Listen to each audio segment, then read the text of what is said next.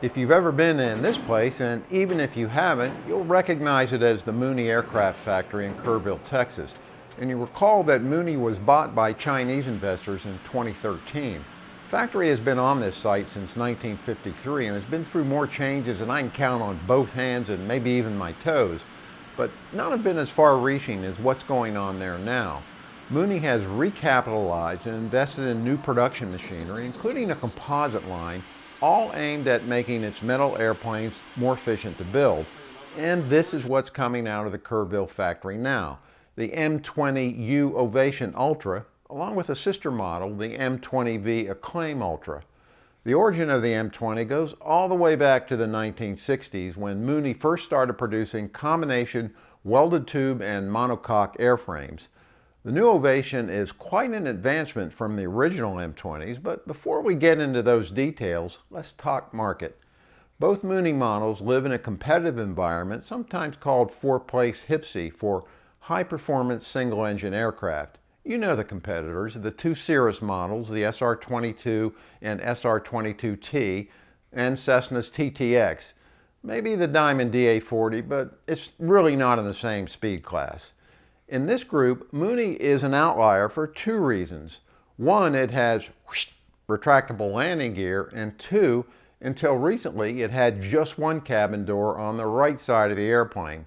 And that's what Mooney has been up to, adding a door to the left side. And here's how they did it. You know that the forward section of the Mooney is a cage of welded steel tubing. Mooney engineers jiggered the tubes around to carry flight loads around an opening in the left side and move the tubes back to make the doors larger. The forward cabin used to be skinned in metal, but now it's a composite shell clipped to the tubing. Weight-wise, it's a wash, but it's quicker to build.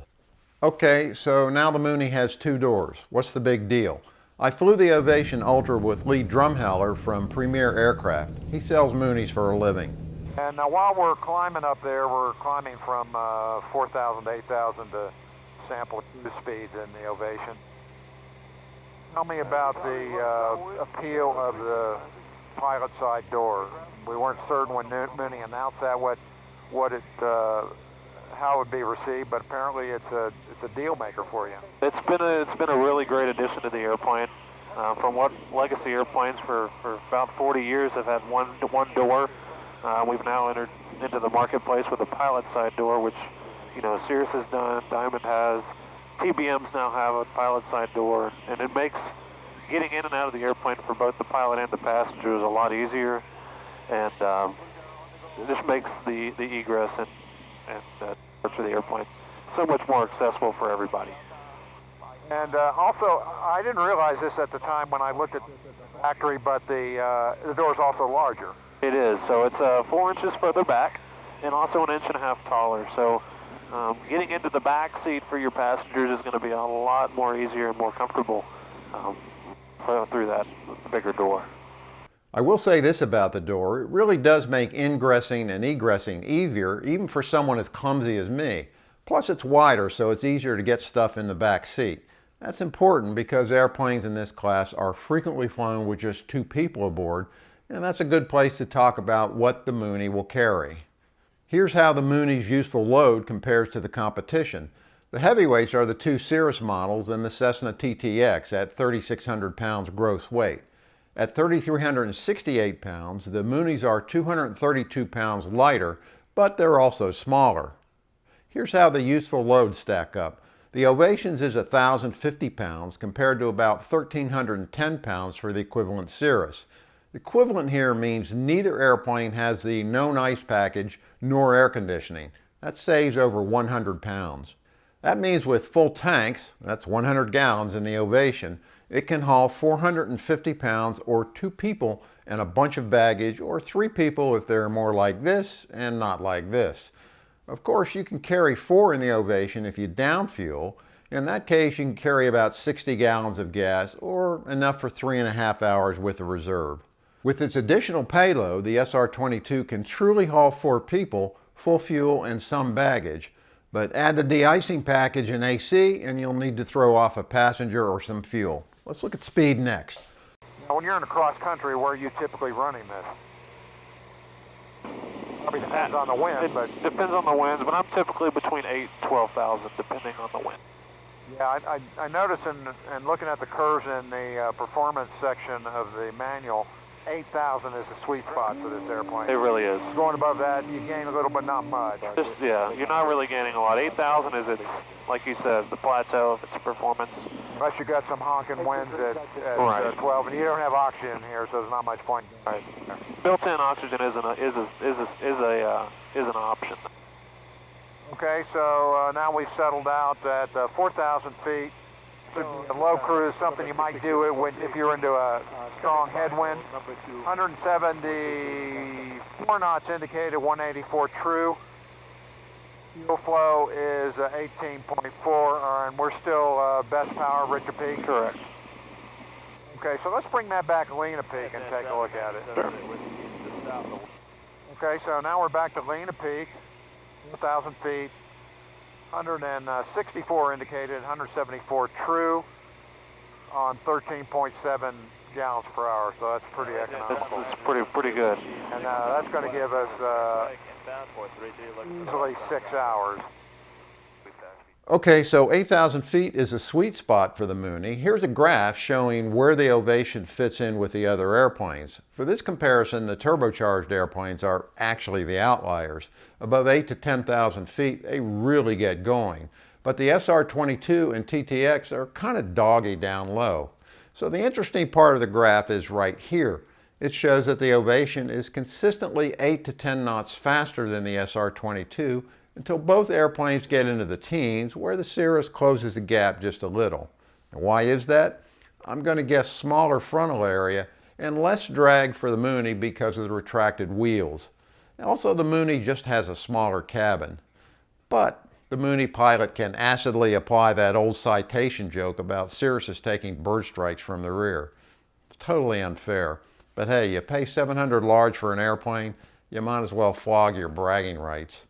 One more comment on this graph before I move on. The Acclaim totally leaves everything else for dead in the low flight levels. It's fully 30 knots faster than the Cirrus. Now on to range and endurance. Well, you don't have to be a math major to know that if an airplane is going faster, it's carrying more fuel and burning less of it, it's going to have more range, and the Ovation does. Here's the graph. These are at 65% power, rich of peak leaning. They assume 8,000 feet and 45 minutes of reserve. With full tanks, the Cirrus can fly about 872 miles in still air. The Mooney about 1,150 miles.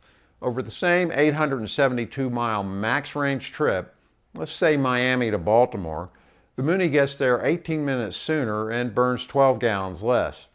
But the Cirrus can do the trip with 4 people. The Mooney can't. On the other hand, the Mooney can fly from Miami to Boston non-stop. The Cirrus can't do that without a little help from the wind. And these are still air numbers in case you haven't figured that out. And in case you're interested, here's how it works out in nautical miles per gallon. The SR22 gets 10.8 miles per gallon, the Mooney 12.9. Both of these airplanes can be run lean of peak, extending the endurance at the expense of a little bit of speed. And this is why that's true. This is the Continental IO 550, which is hands down the most efficient gasoline piston engine in aviation today. That's because it has well-tuned top-down induction, a good exhaust system, and fuel injection. Both the Ovation and Cirrus models use a version of it. And not to go all STEM on you or anything, but how about a little math? Engine efficiency is measured in brake-specific fuel consumption. You just divide the fuel consumption in pounds per hour by horsepower, and you get a number like this. For the IO 550, that's a BFC of 0.4 pounds per horsepower hour. As aircraft engines go, that's pretty efficient, and the IO 50 can actually do better than that. Most Lycomings run in the mid-.4s, while the aerodiesels from Continental and Austro are in the high to mid-3s. So the IO 550 is how Mooney gets to almost 13 nautical miles per gallon, an efficient engine in an efficient airframe.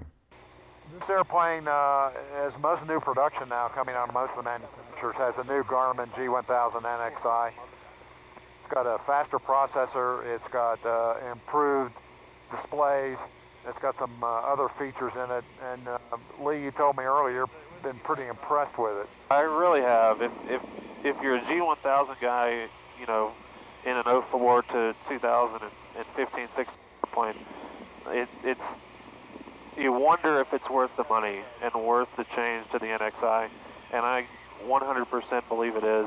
It's faster map rendering, faster map panning, zoom in, zoom out. Your weather load's so much faster. It's basically going from like Windows 98 to Windows 10 or something like that.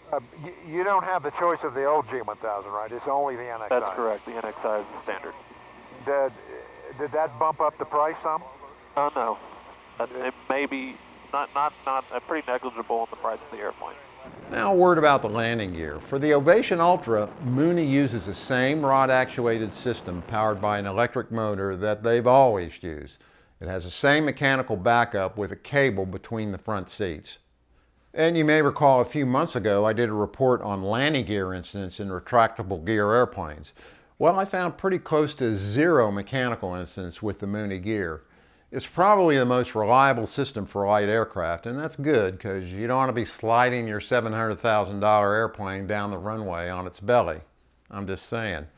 And while I'm saying, I'm sure you're going to want to know the price of the Ovation Ultra. The base is $689,000, and typically equipped, it's about $730,000. Yeah, I know, it's a pile of bucks. But that's the reality of modern new airplanes. You can leave the usual protest of outrage in the comment field.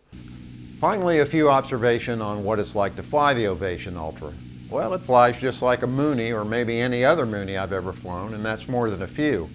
As I mentioned, this is a highly automated airplane, so training up on it concentrates on learning the G1000 NXI and probably instrument currency.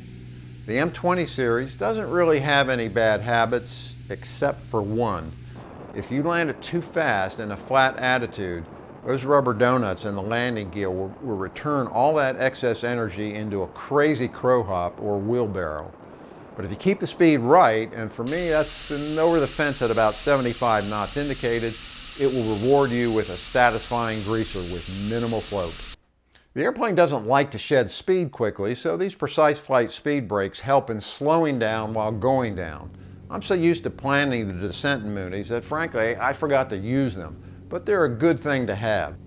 You can also find more details on the Ovation Ultra on Mooney's website, mooney.com. You can find a full text report on the Ovation Ultra in the February 2018 issue of Aviation Consumer Magazine.